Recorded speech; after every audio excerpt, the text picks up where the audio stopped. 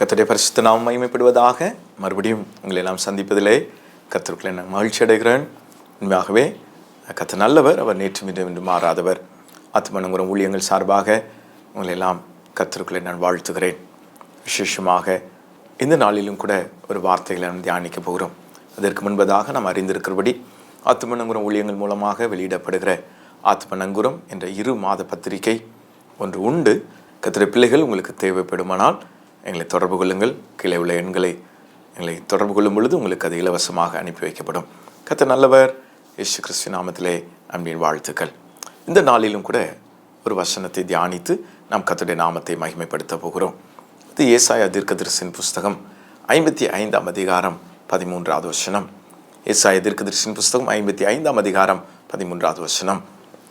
முச்செடிக்கு பதிலாக தேவதாரு விருட்சம் முளைக்கும், காஞ்சொரிக்கு பதிலாக மிருது செடி எழும்பும், அது கர்த்தருக்கு கீர்த்தியாகும், நிர்மூலமாகாத நித்திய அடையாளமாகவும் இருக்கும் என்று கர்த்தர் சொல்லுகிறார் என்று நம்ம இதில் பார்க்கிறோம். முச்செடிக்கு பதிலாக தேவதாரு விருட்சம் முளைக்கும், காஞ்சொரிக்கு பதிலாக மிருது செடி எழும்பும், அது கர்த்தருக்கு கீர்த்தியாகும், நிர்மூலமாகாத நித்திய அடையாளமாகவும் இருக்கும் அப்படி என்று சொல்லி இந்த வசனம் சொல்லுகிறதை பார்க்கிறோம். இங்கே 2 காரியங்கள், வாழ்க்கையின் உச்சபட்ச பிரச்சனை, வாழ்க்கையில் கடந்து போகிற பாதைகளில் ஏற்படுகிற குழப்பங்கள், போராட்டங்களை முன்னிறுத்தி 2 காரியங்கள் உண்டு. ஒன்று அது முச்செடி, இன்னொன்று காஞ்சொரி. ஆனால் அதற்கு மாற்றாக கர்த்தர் தம்முடைய பிள்ளைகளுக்கு, தம்மை நோக்கி காத்திருக்கிறவர்களுக்கு, தம்முடைய கிருபை விளங்க பண்ணுகிறவர்களுக்கு தம்முடைய வார்த்தையை அனுப்பி அவைகளை மாறுதலாய் முடிய பண்ணுகிறது ஆனால் இந்த 61ஆம் அதிகாரத்தில் பார்க்க முடியும். பார்க்கிறோம் முச்செடி. முதலாவதாக அந்த முச்செடி எங்கிருந்து உண்டானது? ஆதியாகமத்தின் புஸ்தகம் 3ஆம் அதிகாரம் 18வது வசனத்தில் அது உனக்கு முள்ளும் குறுக்கும் பிறப்பிக்கும் என்று கர்த்தர் ஆதாமிடத்தில் சொல்லுகிறார். கீழ்ப்படியாமை இல்லை என்றால் மீறுதலில் உண்டான அந்த பாவம், ஆதாம் மீறினான் என்று சொல்லி நாம் அப்போஸ்தலனாகிய பரிசுத்த பவுல் நமக்கு சொல்லி தருகிறார். அந்த மீறுதலில் உண்டான அந்த சாபம் முட்செடிகளை நம்முடைய வாழ்க்கையில உருவாக்கி வைத்திருக்கிறது. இரண்டாவது, இந்த முட்செடி உருவாவதற்கு காரணம் கீழ்ப்படியாமை. என்னாகமத்தின் புஸ்தகம் 33ஆம் அதிகாரம் 55வது வசனத்தில் நம்முடைய கீழ்ப்படியாமை இங்கே முட்செடியை உருவாக்கும், அவைகள் முள்ளுகளாக குறுக்காக நிற்கும் என்று சொல்லி மோசே சொல்லுகிறதை நாம் பார்க்க முடியும். அப்படியானால் கர்த்தர் நம்மிடத்திலே ஒரு காரியத்தை செய்யக்கூடாது என்று சொல்லுகிறதை நாம் செய்யும் பொழுது அது மீறுதல் என்று கணக்கிடப்படுகிறது. கீழ்ப்படியாமை என்றால் கர்த்தர் செய் என்பார், நம்ம செய்ய மாட்டோம். அதுதான் கீழ்ப்படியாமை. மீறுதலுக்கும் கீழ்ப்படியாமைக்குள்ள வித்தியாசம் அதுதான். செய்யக்கூடாது என்பதை செய்வது மீறுதல், செய்ய வேண்டியதை செய்யாமல் இருப்பது கீழ்ப்படியாமை. இந்த 2 காரியங்களும் முச்செடிகளை உருவாக்கி விடுகிறது, முள்ளுகளை உருவாக்கி விடுகிறது என்று சொல்லி கர்த்தர் நமக்கு சொல்லி தந்திருக்கிறாங்க. ஒரு நம்முடைய வாழ்க்கையில் கடந்து போன நாட்களில் இது போன்ற காரியங்கள், நம்மால் உருவாக்கப்பட்ட முட்செடிகள், நம்முடைய வாழ்க்கையில் உண்டான முட்செடிகளை கர்த்தர் மாற்றிவிட அவர் உண்மை உள்ளவராயிருக்கிறார். கர்த்தர் பேசிக்கொண்டே இருக்கும்போது தம்முடைய பிள்ளைகளிடத்திலே பேசிக்கொண்டே இருக்கும்போது 61ஆம் அதிகாரத்தில் கர்த்தர் அழகாக தம்முடைய பிள்ளைகள் ஆகிய நம்மோடு இடைபடுவார். இந்த ஏசாயா 55ஆம் அதிகாரத்தில் கர்த்தர் தம்முடைய பிள்ளைகள் ஆகிய நம்மோடு அழகாக இடைபடுகிறார். இந்த நேரத்தில் இந்த முள்ளுக்கு பதிலாக தேவதாரு விருட்சம் என்று சொல்லி கர்த்தர் ஒரு மாற்றை உருவாக்குகிறார். இந்த தேவதாரு விருட்சம் என்பது மிக ஒரு அற்புதமான ஒரு மரம். கேதுரு மரம், தேவதாரு விருட்சம். கேதுரு மரம், தேவதாரு விருட்சம் என்று சொல்லி நம் வேதத்தில் அநேக இடங்களில் நம்ம பார்க்க முடியும். கேதுரு மரம் என்பது தூணாக அவை வடிவமைக்கப்பட்டு பயன்படுத்தப்படும். பெரிய பெரிய தூண்களுக்கு இல்லைனா உத்திரங்களுக்கு இந்த கேதுரு மரம் பயன்படுத்தப்படும். ஆனால் தேவதாரு விருட்சம் என்பது பலகைகளாக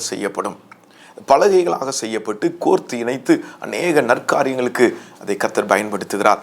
முட்செடி போன்ற நெருக்கங்கள் மத்தியில் நம்மளை காயப்படுத்தி கொண்டிருந்த இடத்துல அது நமக்கு வேதனையும் கண்ணீரையும் வருத்தத்தையும் கடினத்தையும் வேர்வையும் உண்டாக்கி கொண்டிருந்த நாட்களில் கர்த்தர் நமக்கு தேவதாரு விருட்சங்களை கர்த்தர் தருகிறார். இந்த வசனங்களை குறித்து நாம் சற்று தியானித்தோமானால் இங்கே நாம் பார்க்கிறோம் 2 சாமுவேல் 6:5 கீத வாத்தியங்கள் எல்லாம் தேவதாரு விருட்சம்.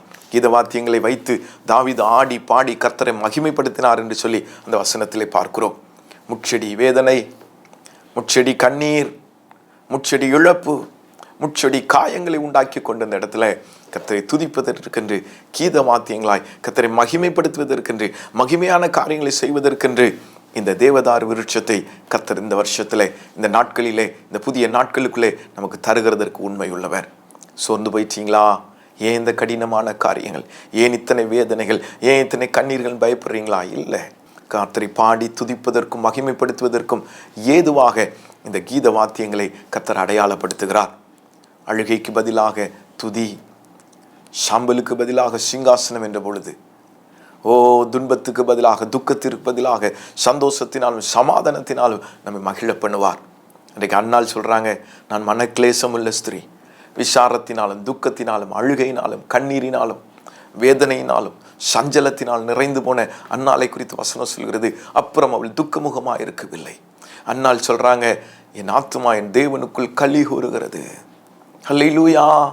இரண்டாவது தேவதாரு விருட்சத்துடைய அடையாளம் என்ன, இந்த முகாந்திரம் என்னன்னு சொல்லி பார்த்தோமானால், உன்னத பாட்டின் புஸ்தகம் 1 அதிகாரம் 17வது வசனம். உன்னத பாட்டின் புஸ்தகம் 1 அதிகாரம் 17வது வசனத்தில் கர்த்தருடைய வார்த்தை சொல்கிறது, நம்முடைய வீடு மச்சு தேவதாரு விருட்சத்தினால் உண்டாக்கப்பட்டது. நம்முடைய வீட்டு மச்சு தேவதாரு விருட்சம். அப்படியானால் ஒரு காரியத்தை கர்த்தர் மறுபடியும் நமக்கு அடையாளப்படுத்துகிறார். நம்முடைய வீட்டின் பாதுகாப்பு மேலே, குடும்பத்தின் பாதுகாப்புல இந்த தேவதாரு விருட்சங்களை கர்த்தர் அடையாளப்படுத்துகிறார். குடும்பத்தில் ரொம்ப பிரச்சனை பிரதர், ஐயோ இவ்வளோ நாள் கொஞ்சம் சமாதானமாக போயிட்டு இருந்து, எப்போ திருமண காரியங்களை பேச ஆரம்பித்தோமோ, எப்போ திருமண காரியங்கள் என்று ஒழுங்குபடுத்தப்பட்டதோ, பிறகு ரொம்ப பிரச்சனை பிரதர். என் பிள்ளை படிக்க மாட்டேன்னு சொல்லிட்டான், ஐயோ என் பிள்ளை காலேஜ் போக மாட்டேன்னு சொல்கிறா, இல்லை என்றால் இந்த இடத்துல பிரச்சனை, என் வீட்டில் ஒரே பிரச்சனை, முச்செடியை போல வேதனை, முச்செடியை போல குத்தி கிளறி கொண்டு இருக்கிற சூழ்நிலைகள் நாம் பார்க்கிறோன்னு சொல்கிறீங்களா? சோர்ந்து போகாதீங்க. கர்த்தர் நம்முடைய வீட்டின் மச்சுவை தேவதாரு விருட்சத்தின் பலகையாக அடையாளப்படுத்துகிறார். யோபு சொல்லுகிறார், ஆண்டவரே என் வீட்டின் மேலும் இந்த ரகசிய செயல் உண்டாவதாக. என்ன ஒரு அற்புதமான காரியம் பாருங்களேன். நம்முடைய வீட்டு மேலே, நம்முடைய வீட்டுடைய கூரை தேவதாரு விருட்சங்களினால் மச்சு பாவப்பட்டு இருக்குமா? அதை கர்த்தர் அடையாளப்படுத்தும் பொழுது, என்னுடைய ரகசிய செயல் உன் கூடாரத்தின் மேல் இருக்கட்டும். சொல்லுங்க, குடும்பத்துக்குள்ள ஒரு விசேஷத்தை பாதுகாப்பை தாங்கப்பா. என் குடும்ப முச்செடிகளுக்கு மாற்றாக தேவதாரு விருட்சங்களினால் பாதுகாக்கப்பட்டு இருக்கட்டும். எங்கள் நிலைக்கால்கள், எங்கள் போதிகைகளே இரத்த துளிகள் பூசப்பட்டு இருக்கட்டும். எங்களுடைய குடும்பம் வெளியடைத்து பாதுகாக்கப்பட்டு இருக்கட்டும். நம்ம இன்னைக்கு கேட்போமே, கர்த்தர் நமக்கு அதை செய்வதற்கு அவர் உண்மை உள்ளவராயிருக்கிறார். எப்படி ஆகலும் நம்ம குடும்பங்களையும் நம்முடைய குடும்பத்தில் உள்ளவைகளையும் பாதுகாப்பதற்கு அவர் உண்மை உள்ளவர். முதலாவதாக நாம் பார்த்தோம், தேவதாரு விருட்சத்தின் அடையாளம் என்றால் அது துதி ஸ்தோத்திரங்கள். இரண்டாவது, தேவ விருட்சத்தின் அடையாளங்கள் என்றால் அது நம்முடைய வீடுகளின் பாதுகாப்பு. ஹல்லேலூயா, ஹல்லேலூயா. மூன்றாவது, இந்த தேவதாரு விருட்சம் இன்னொரு காரியத்தை அடையாளப்படுத்துகிறது. எசேக்கியேல் தீர்க்கதரிசியின் புஸ்தகம் 27 அதிகாரம் 5வது வசனம். எசேக்கியேல் 27:5 சேனீரிலிருந்து தேவதாரு விருட்சங்களை கொண்டு வந்து கப்பல் பலகை செய்தார்கள். தேவதாரு விருட்சத்தினால் செய்யப்பட்ட கப்பல் பலகைகள் என்று சொல்லி கப்பல் கட்டுவதற்கு இந்த தேவதாரு விருட்சம் பயன்படுத்தப்படுகிறது. நமக்கு கப்பல்கள் என்றோடனே நீதிமொழியின் புஸ்தகம் 31 அதிகாரத்தில் உள்ள குணசாலியான ஸ்திரியை குறித்து நாம் பார்க்க முடியும். அவளை குறித்து பேசுகிற பொழுது அவள் வியாபார கப்பல்களை போல் இருக்கிறாள் என்று 14வது வசனம் பார்க்க முடியும். வியாபார கப்பல்களை போல. வியாபார கப்பல்கள் என்றால் கையின் பிரயாசம். இந்த தேவதாரு விருட்சத்தின் இன்னொரு அடையாளம் நம்முடைய கையின் பிரயாசம். நிறைய சம்பாதிக்கிறோம் பிரதர், எதுவுமே நிக்கல, எல்லா பணங்களும் பொத்தலான பைகளில் விழுகிறது. நிறைய பிரயாசப்படுறோம், ஆனால் எந்த ஒரு பிரயோஜனத்தையும் பார்க்க முடியலை. வியாபாரம் நல்லா நடக்குது, தொழில் நல்லா நடக்குது, சம்பாத்தியம் நிறையா இருக்குது, கை நிறையா சம்பளம், 2 பேரும் சம்பாதிக்கிறோம், பிள்ளைகளும் சம்பாதிக்கிறாங்க, ஆனாலும் அவைகள் நிற்பதில்லை. அநேக நேரங்களில் நம்முடைய வருமானங்கள் வீணாய் போகிறதை பார்க்கிறோம், வருமானங்கள் வீணடிக்கப்படுகிறதை பார்க்கிறோம். வீணான செலவுகளுக்கும் தேவையில்லாத செலவுகளுக்கும் நம்முடைய கையின் பிரயாசங்கள் வீணடிக்கப்படுகிறது. இப்படிப்பட்ட சூழ்நிலையில தான் கர்த்தர் இந்த வருஷத்துல சொல்றாங்க, அது முச்செடியை போல. ஒரு பணம் இல்லாதது ஒரு முச்செடி, பணத்தினுடைய செலவுகள், பணம் வீணாக்கப்படுகிறது ஒரு முச்செடி. எந்த முச்செடி ஆனாலும் சரி, கர்த்தர் தேவதாரு விருட்சங்களை கொண்டு நம்முடைய கப்பல்களை, நம்முடைய வியாபார கப்பல்களை, நம்முடைய கையின் பிரயாசங்களை ஆசீர்வதித்து நமக்கு நன்மையும் பாக்கியத்தையும் உண்டாக்குவார். கர்த்தர் நல்லவர். நாம் ஆராதிக்கிறவர் சர்வ வல்லமை உள்ளவர் சிஸ்டர், நாம் ஆராதிக்கிறவர் சர்வ வல்லமை உள்ளவர் பிரதர். நாம் அப்படியே கடந்து போகிறது கர்த்தருடைய சித்தம் அல்ல, கூனி குறுகி போவது கர்த்தருடைய விருப்பமும் அல்ல. நம்மளை ஆசீர்வதிப்பதே கர்த்தருடைய விருப்பம், நம்மை ஆசீர்வதிப்பதே கர்த்தருடைய விருப்பம். அப்போ ஏன் ஆண்டவரே எனக்கு இந்த காரியங்கள்? இன்னைக்கு கர்த்தரிடத்துல ஒப்புரவாகிறதுக்கு தான் கர்த்தர் இந்த வசனங்களை பேசிட்டு இருக்கிறார். முச்செடியா இருந்தது உண்மைதான். நம்முடைய கையின் பிரயாசங்கள் முச்செடியா இருந்தது உண்மைதான். நம்முடைய வீட்டில் பிரச்சனை, நம்முடைய பிள்ளைகள் முச்செடிகளை போல இருந்தது உண்மைதான். நம்முடைய சம்பந்தங்கள் முச்செடிகளை போல இருந்தது உண்மைதான். துதிக்க முடியாதபடி, ஜெபிக்க முடியாதபடி, கர்த்தரை நோக்கி பார்க்க முடியாதபடி முச்செடியா இருந்தது உண்மைதான். ஆனா இன்னைக்கு கர்த்தர் சொல்றாங்க, இந்த முச்செடிகளுக்கு பதிலாக தான் தேவதார் விருட்சம் எனும் அடையாளங்களை கொடுத்து துதியின் சத்தத்தை உண்டு பண்ணுகிறார். நம்முடைய கையின் பிரயாசங்களை கர்த்தர் ஆசீர்வதிக்கிறார். நம்முடைய குடும்பங்களுக்குள்ளே, நம்முடைய பிள்ளைகளுக்குள்ளே ஒரு பாதுகாப்பை இன்றைக்கு கட்டளையிடுகிறார். உண்மைதான், நிச்சயமாகவே நான் உன்னை ஆசீர்வதிக்கவே ஆசீர்வதித்து உன் பெயரை பெருமைப்படுத்துவேன் என்று சொன்ன கர்த்தர். அவர் சகல ஜனங்களை பார்க்க நீ ஆசீர்வதியமாயிருப்பாய் என்று சொன்ன கர்த்தர். உன்னை மேன்மையாக வைப்பேன் என்று சொன்ன கர்த்தர். முசுக்கட்டை பூச்சிகளும் வெட்டு கிளிகளும் பச்சை கிளிகளும் பச்சை புழுக்களும் தின்று போன வருஷத்தை நமக்கு திரும்ப தருவேன் என்று சொன்ன கர்த்தர். அவர் அப்புறம் சோர்ந்து போனீங்க? முச்செடிகளை கண்டு நாம் சோர்ந்து போவதற்காக இன்றைக்கு கரம் பிடிக்கப்படவில்லை. இரண்டாவது ஒரு காரியம் இருக்குது, காஞ்சோரி. காஞ்சோரி காஞ்சோரி என்றால் சில இடங்கள்ல செந்தட்டி என்று சொல்லுவார்கள், சில ஊர்களில் பூனை காய்ச்சல் சொல்லுவாங்க. நம்முடைய உடம்பு மேல பற்றுச்சுன்னா ஐயோ வேதனை, அவ்வளவு அதிகமாக அரிப்பு உண்டாகும். அந்த அரிப்பை சொரிந்து சொரிந்து சொரிந்து சில நேரங்களில் இரத்த காயங்களை உண்டு பண்ணிடும்.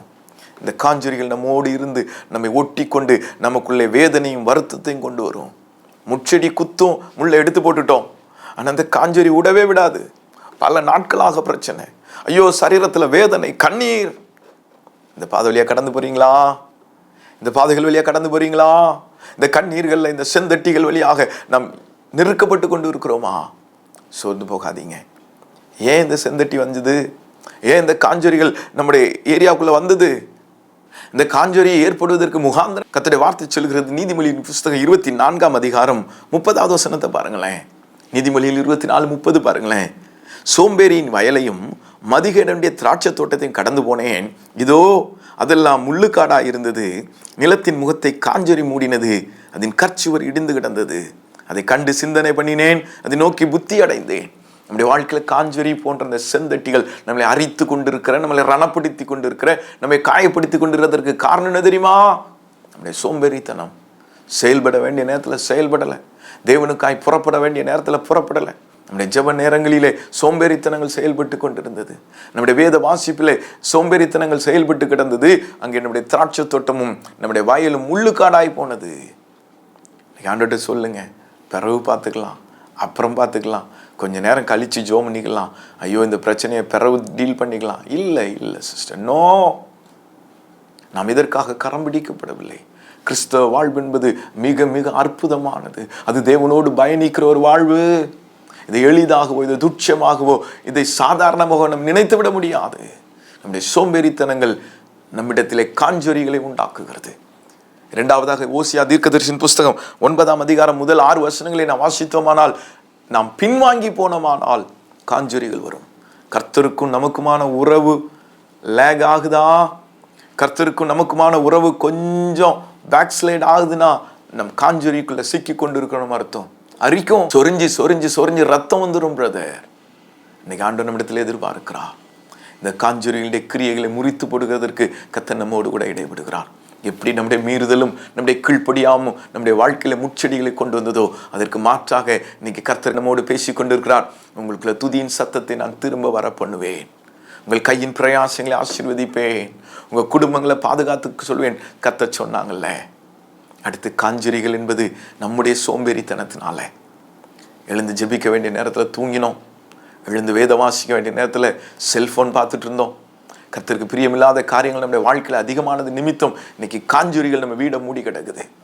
வயல் என்றால் நம்முடைய ஆசீர்வாதங்கள், திராட்சை தோட்டம் என்றால் நம்முடைய ரட்சிக்கப்பட வேண்டிய நம்முடைய பிள்ளைகள் இன்னைக்கு காஞ்சொரிகளால் மூடி கிடக்கிறது. ஆனாலும் கூட பாருங்க, கர்த்தர் இன்னைக்கு நம்மகிட்ட பேசுகிற காரியம், காஞ்சொரிக்கு பதிலாக மிருது செடி எழும்பும் என்று கர்த்தர் சொல்லுகிறார். மிருது செடினா மிர்டல், அங்கே தேவதாரு விருட்சம் என்றால் ஜுனிப்பர், இல்லைன்னா பைன் ட்ரீன்னு சொல்லுவாங்க. மிருது செடி, இந்த மிர்டல் மிக உபயோகமான மிக பிரயோஜனமான ஒரு செடியாக வேதத்தில் நாம் பார்க்க முடியும். அநேக வெப்பத்தன்மையிலையும் அது பலமுள்ளதாக இருக்கும். அதனுடைய பச்சை கட்டையை, அந்த மரத்துடைய துண்டை, செடியுடைய துண்டை வெட்டி தண்ணீரில் போட்டால் மிதக்காதான், அது மூழ்கிரும். அவ்வளோ கனமானது, அவ்வளோ பலம் உள்ளது. காஞ்சொரி எங்க, மிருது செடி எங்க பாருங்களேன். கர்த்தர் நம்மளை கரம் பிடிக்க தொட்டான்னு முடிவு பண்ணிட்டாங்கன்னா நம்மளை கொண்டு பெரிய காரியங்களை செய்வாங்க சிஸ்டர். இந்த காஞ்சொரிக்கு பதிலாக மிருது செடிகள் நம்முடைய வாழ்க்கையில என்ன அடையாளப்படுத்துதுன்னு சொல்லி நம்ம பார்க்க போறோம். அது நெகேமியா 8ஆம் அதிகாரம் 15ஆம் வசனத்துல கூடார பண்டிகையில தேவனோடு மறுபடியும் நம்ம இணைத்துக் கொள்கிற ஒரு மகிழ்ச்சியின் தருணங்கள்ல இந்த மிருது செடி பயன்படுத்தப்படுகிறது. நெகேமியா 8:15 அந்த மிருது செடியாக தேவனுக்கு நமக்குமான உறவு புதுப்பிக்கப்படுகிறது. சோம்பேறித்தனங்களினால, பின்வாங்கி போனதுனால நம்முடைய குடும்பம், நம்முடைய உறவு தேவனிடத்தில் பிரிந்து போனதை கர்த்தர் மறுபடியும் சீர்படுத்துகிற ஒரு கூடார பண்டிகை தான் இந்த நெகேமியா 8:15 மிருது செடி பயன்படுத்தப்படுகிறது. இரண்டாவது நாம் பார்க்கிறோம், ஏசாயா 41:19 அவர் நமக்கு ஆசீர்வாதங்களை தருகிறார். அவாந்திர வெளியில், வனாந்தரங்கள்ல இந்த மிருது செடியை கர்த்தர் நடுகிறார். கர்த்தர் தம்முடைய கரத்தினால் நட்டு அவைகளை ஆசீர்வதிக்கிறார் என்று சொல்லி பார்க்கிறோம். எல்லாமே முடிஞ்சு போச்சு பிரதர், அவ்வளவுதான், ரொம்ப கடினம், இனிமே லைஃபே அப்படிதான், ஃபேமிலியே அப்படிதான் நீங்க சொல்றீங்களா? இல்லை இல்லை இல்லை. அந்த காஞ்சொரிக்கு பதிலாக மிருது செடிகளை எழும்ப பண்ணுகிற கர்த்தர் தம்முடைய சொந்த கரத்தினால் அவைகளை செய்வார். எல்லாவற்றையும் தம்முடைய வார்த்தையினால் சிருஷ்டித்த கர்த்தர் நம்மளை மாத்திரம் கரத்தினால் சிருஷ்டித்தார் பார்த்தீங்களா? தம்முடைய ஜீவ சுவாசத்தின் மேல் ஊதினார் பார்த்தீங்களா? அதே போல ஒரு ஆசீர்வாதம் தான் இந்த மிருது செடியின் ஆசீர்வாதம். தம்முடைய கரங்களினாலே நம்மை ஆசீர்வதிப்பார் என்று சொல்லி நம்ம இங்கே நாம் பார்க்கிறோம். மூன்றாவது, இந்த மிருது செடியின் ஆசீர்வாதம், அந்த மிருது செடிகளுடைய நடுவிலிருந்து கர்த்தருடைய வார்த்தை வெளிப்படுகிறது என்று சொல்லி சகரியா 1ஆம் அதிகாரம் 8வது வசனத்திலிருந்து நம்ம பார்க்க முடியும். மிருது செடிகளுக்குள்ளாக நின்று கர்த்தருடைய தூதன் என்னிடத்தில் பேசினான் என்று சகரியா தீர்க்கதரிசி சொல்லுகிறார். கர்த்தர் வார்த்தை வெளிப்படுகிற நேரம் சிஸ்டர். அன்னைக்கு நம்ம பைபிள் வாசிக்காம தூங்கி போனோம் பாருங்க, அன்னைக்கு நம்ம ஜெபிக்காம படுத்து போனோம் பாருங்க. அதற்கு மாற்றாக கர்த்தர் இங்கே எழுதி வைத்திருக்கிறார் கர்த்தருடைய வார்த்தை வெளிப்படுகிற இடம். இப்போ நம்ம பார்த்தோம், தேவதாரு விருட்சங்களின் அடையாளங்கள் 3, மிருது செடிகளின் அடையாளங்கள் 3, காஞ்சொரிகளின் அடையாளம் 2, முட்செடிகளுடைய அடையாளம் 2. இதெல்லாவற்றையும் கர்த்தர் இந்த நாட்களே மாற்ற விரும்புகிறார். எப்படி மாற்றுவார்? ஒரே ஒரு வசனத்தை பாருங்களேன். ஏசாயா தீர்க்கதரிசியின் புஸ்தகம் 10ஆம் அதிகாரம் 17வது வசனம். இதை வாசிப்போம். கர்த்தர் நம்மோடு கூட பேசுகிறார் பாருங்களேன். இஸ்ரவேலின் ஒளியானவர் அக்னியும் அதன் பரிசுத்தர் அக்னி ஜுவாலையும் ஆகி ஒரே நாளிலே அவனுடைய முட்செடிகளையும் நெரிஞ்சில்களையும் தகித்து பட்சித்து அழித்து போடுவார். எவ்வளோ அற்புதமான வார்த்தை பாருங்க. இஸ்ரவேலின் ஒளியானவர் அக்னியாயும் இஸ்ரவேலின் பரிசுத்தர் அக்னி ஜுவாலையாயும் ஒரே நாளிலே மாறி இந்த காஞ்சொரிகளையும் முட்செடிகளையும் தகித்து பட்சித்து அழித்து போட அவர் உண்மையுள்ளவர். விசுவாசிக்கிறீங்களா? இஸ்ரவேலின் ஒளியானவர்னா கர்த்தருடைய வார்த்தை சிஸ்டர். இஸ்ரவேலின் ஒளியானவர்னா கர்த்தருடைய வார்த்தை பிரதர். இது அக்னியை போல, என் எலும்புகளுக்குள்ளே அடைபட்டு அலைகிற அக்னியை போன்றது இந்த வார்த்தை. இதை நான் தியானிக்கலே அக்னி மூண்டது. இதுதான் அக்னி, இதுதான் அக்னி. இந்த வார்த்தை நம்முடைய முட்செடிகளை ஒழிய பண்ணும். இந்த வார்த்தை காஞ்சொரிகளை ஒழிய பண்ணும். இஸ்ரவேலின் பரிசுத்தர் அக்னி ஜுவாலையாகி, இஸ்ரவேலின் பரிசுத்தர் அக்னி ஜுவாலை என்றால் பரிசுத்த ஆவியானவர், வார்த்தையானவர், ஆவியானவர். அந்த நாளில் எல்லோரும் ஒருமனப்பட்டு ஓரிடத்திலே கூடி வந்தார்கள். அப்பொழுது கர்த்தருடைய ஆவியானவர் அக்னி ஜுவாலையை போல பிரிந்திருக்கும் நாவுகளால் அவர்கள் மேல் இறங்கினார் என்று சொல்லி பார்க்கிறோமே. அதே பரிசுத்த ஆவியானவர், அதே வார்த்தையானவர் இன்றைக்கு நம்முடைய காஞ்சொரிகளை மாற்றி போட அவர் உண்மை உள்ளவர். நம்ம ஒப்பு கொடுக்கலாமா? கர்த்தர் எல்லாவற்றையும் மாற்றி போடுவார். இந்த வசனத்தின் மேல் உள்ள வாஞ்சை பெருக பண்ணுங்கப்பா. இந்த வார்த்தைகளை நான் தியானிக்க அது என் இன்பமாக இருக்கட்டும். சங்கீதம் 119, 131 கர்த்தருடைய வார்த்தை சொல்கிறது, இந்த வார்த்தையை நான் வாஞ்சிக்கிறபடியால் என் வாயை ஆவென்று திறக்கிறேன். ஆண்டவரோடு இணைந்து இருக்கிறோமா? இந்த இஸ்ரவேலின் ஒளியானவரோடு, இந்த அக்னியோடு நாம் இணைந்து இருக்கிறோமா? முட்செடிகள்லாம் பட்சித்து போடுவார் சிஸ்டர். முட்செடி போன்ற பிரச்சனைகள், முட்செடியை போன்ற எல்லா கிரியைகளும், காஞ்சொரிகளை போன்ற எல்லா கிரியைகளும் கர்த்தர் பட்சித்து போடுகிறதற்கு உண்மை உள்ளவர். ஆவியானவரோடு இணைந்து இருக்கிறோமா? ஆவியானுடைய நகர்வுக்குள்ள நம்மளை ஒப்பு கொடுத்து இருக்கிறோமா? கர்த்தர் விரும்புகிற பிரகாரமாக நம்முடைய நகர்வுகள் சென்று கொண்டு இருக்கிறதா? ஒரு இடத்துக்கு நம்ம போகும்போது, ஒரு காரியத்தை துவக்கும் போது, ஒரு காரியத்துக்குள்ள நுழையும் போது கர்த்தருடைய ஆவியானவர் நம்மளை நடத்துறாங்களா? நமக்கும் கர்த்தருக்குமான உறவு பலமுள்ளதா இருக்குதா? அதனாலதான் தாவீது சொல்றார் சங்கீதம் 143 நம்முடைய நல்ல ஆவியானவர் என்னை செம்மையான பாதையில் நடத்துங்கப்பா. இந்த பரிசுத்த இடத்துல நம்ம ஒப்பு கொடுப்போம். நம்முடைய முச்செடிகளையும் நம்முடைய காஞ்செடிகளையும் தகித்து பட்சித்து போடுகிறதற்கு ஆவியானவர் சுட்டரிப்பின் ஆவியானவராக நம் மத்தியிலே கடந்து வருவார். முக்கியம், என் குடும்பத்துக்குள்ள முச்செடி இருக்குது பிரதர், என் பிள்ளைகளுடைய வாழ்க்கைகளுக்குள்ள முச்செடி இருக்குது. ஹாஸ்டல்ல இருக்கிறாங்க, வெளியே இருக்கிறாங்க, எங்களை விட்டு அவங்க முடிச்சு போயிட்டாங்க, வெளியே இருக்கிறாங்க. எல்லா முச்செடிகளும் மாறணும்னா ஒரே ஒரு பதில், இந்த வார்த்தையானவரும் இந்த ஆவியானவரும் தான். அவர் தான் நம்முடைய தஞ்சம், அவர் தான் நம்முடைய மீட்பர், அவர் தான் நமக்கு எல்லாமே. இடத்துல நம்மளை ஒப்பு கொடுப்போமா? இடத்துல நம்ம ஒப்பு கொடுக்கும்போது அந்த அக்னி, அந்த ஜுவாலை, அந்த பரிசுத்த ஆவியானவர், சுட்டெரிப்பின் ஆவியானவர் எல்லாவற்றையும் தகித்து பட்சித்து அழிய பண்ணுவார். சொல்லிட்டு ஏசாயா 55:13 கர்த்தருடைய வார்த்தை தொடருகிறது. அது கர்த்தருக்கு கீர்த்தியாகும். நம்ம ஆசீர்வதிக்கப்படுகிறது கர்த்தருக்கு கீர்த்தியாகும்.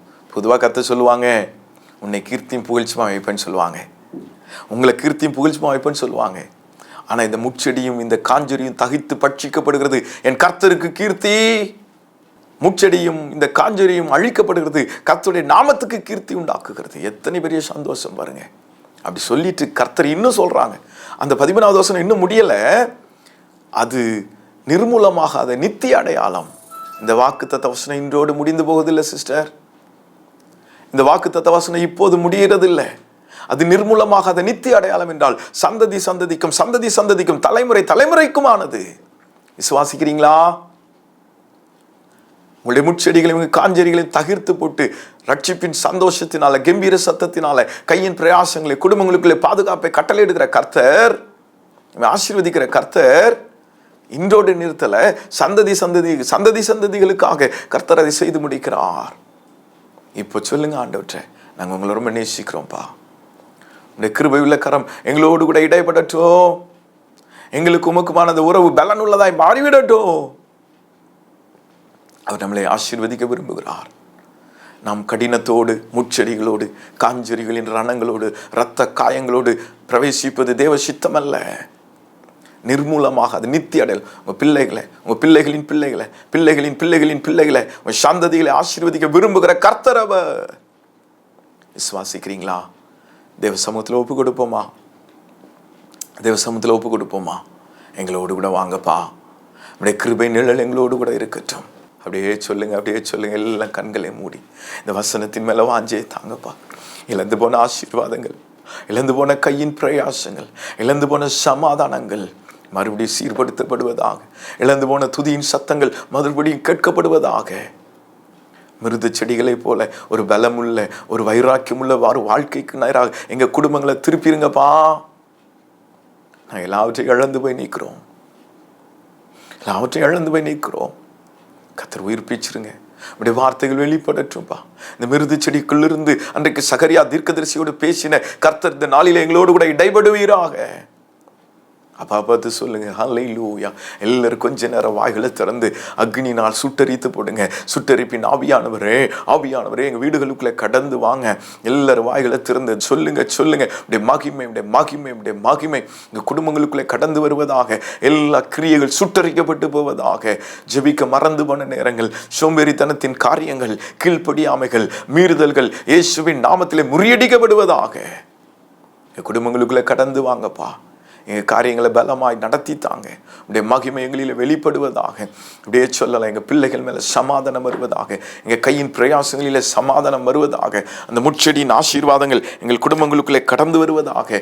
கர்த்தர் அவாந்தர வெளியிலும் வனாந்தர வெளியிலும் உடைய கரங்களினாலே நாட்டின மிருது செடிகளைப் போல எங்கள் குடும்பங்களுக்குள்ளே மகிமை நாட்டப்படுவதாக. அல்லேலூயா. ஆண்டவரை பார்த்து சொல்லுங்க, நம்மளை ஆசீர்வதிப்பது தானே கர்த்தருக்கு பிரியம். இந்த வார்த்தைகள் பலன் உள்ளது பாருங்களேன். இந்த வார்த்தைகள் ஒரு நாளும் பொய் சொல்லாது பாருங்களேன். சுட்டரிப்பின் ஆவியானவர் இந்த நாளிலே பலமான காரியத்தை நம்முடைய குடும்பங்களுக்குள்ளே செய்து விட்டதற்காக நன்றி. நன்மையான காரியங்களை நாம் பெற்றுக்கொள்கிறதற்காக நன்றி. ஆண்டவரோடு மறுபடியும் நம்மளை ஒப்புரவாக்குகிறதற்காக நன்றி. கர்த்தருடைய சமூகத்தில் சொல்லிடுங்க, நாங்கள் உங்களை ரொம்ப நேசிக்கிறோம்ப்பா. உங்களை விட்டு ஒரு நாள் நாங்கள் விலகி விடாதபடி, ஒரு நாள் உண்மை விட்டு பின்வாங்கி விடாதபடி இந்த நாளில் எங்களை ஒப்பு கொடுத்திருக்கிறோம். இந்த ரத்தம் எங்களை கழுவி சுத்திகரிக்கட்டும். எங்கள் பாவங்கள் எல்லாம் ஒரு விஷயம் மன்னிங்க, பாவங்கள் எல்லாம் ஒரு விஷயம் கழுவுங்கப்பா. மிருது செடிகளும் தேவதார் விருட்சங்களும் பலனடைவதாக, மிருது செடிகளும் தேவதார் விருட்சங்களும் பலனை உண்டு பண்ணுவதாக. கர்த்தர் நீங்க அப்படி செய்து விட்டதற்காக நன்றி. பொற்பாதங்களை முத்தமிடுகிறோம், கிருபையுள்ள பொற்பாதங்களை முத்தமிடுகிறோம். பரிசுத்த நாம மாத்திரம் உயர்ந்திருக்கட்டும். அர்ப்பணிக்கிறோம், தாழ்த்துகிறோம். இந்த நாட்களை இழந்து போன எல்லாவற்றையும் நாங்கள் பெற்றுக்கிறோம். மறுபடியும் சொல்லலாமா? மசுக்கட்டை பூச்சிகளும் பச்சை புழுக்களும் பச்சை கிளிகளும் வெட்டுக்கிளிகளும் தின்று போன பட்சித்து போன வருஷத்தின் விளைவை நாங்கள் பெற்றுக்கொள்கிறோம். என் ஜனங்கள் ஒருபோதும் வெட்கப்பட்டு போவதில்லை. என் ஜனங்கள் நான் அளிக்கும் நன்மையினால் திருப்தியாவார் என்று சொன்ன கர்த்தர் எங்களோடு கூட இருந்து பெரிய காரியங்களை செய்யும். அப்படி நாம மாத்திரம் உயர்ந்திருப்பதாக. எல்லா துதி, எல்லா கனம், எல்லாம் மகிமைக்கு செலுத்துகிறோம். இயேசுவின் மூலம் ஜெபிக்கிறோம். ஆசீர்வாதங்களையும் விடுதலையின் நன்மைகளையும் பெற்றுக்கொள்கிறோம். ஜீவனுள்ள நல்ல பிதாவே, ஆமென், ஆமென். God bless you. God bless you. கர்த்தர் உங்களை ஆசீர்வதிப்பாராக. மறுபடியும் சந்திப்போம். கர்த்தர் நல்லவர்.